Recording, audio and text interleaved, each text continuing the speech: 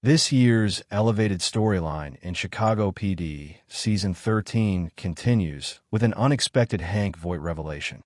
The One Chicago franchise's consistent, yet unique storytelling has made it one of TV's most popular weekday blocks. In recent years, crossovers have grown less common, but the universe has made a more concerted effort to restore the relationship between the three series. Due to the fact that Gaffney, Firehouse 51, and Intelligence are occupied with their own narratives, these linkages will not be featured every week. But with the release of Voight in Chicago Fire 10 years ago, the world started to grow. He had not yet established himself as the unstoppable leader of the specialized team in District 21. More intriguingly, he was positioned against Matt Casey and portrayed as a villain. 13 years later, in Season 13 of Chicago PD, the police drama makes a shocking discovery about Voight that completely reinterprets his evil beginning. It also highlights some of his more sinister actions over the past 10 years. Voight was abused as a child, according to Chicago Police Department Season 13, Episode 4.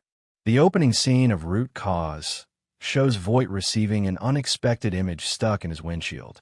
The image shows a little boy sitting on a hospital bed, covered with bruises and blood. Evie Monty questions him about the mystery, which hangs big throughout the expedition. Voight hasn't said anything about it, but it's obvious that it throws him off balance. He even requests that Trudy find out who left the picture on his vehicle.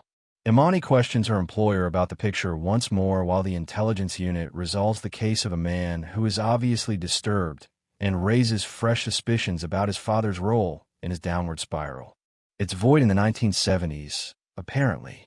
That bombshell concludes Chicago Police Department Episode 4 Season 13. Even if his early years were mentioned a few times previously, this has never been mentioned again. Voight's early years describe why he would stop at nothing to help Justin. The circumstances surrounding Voight's early years are unknown. He appears to have been beaten, and given the same situation in Root Cause, it's plausible that his own father committed the crime. Even a fragmentary image of a policeman with him in the hospital was included in the picture.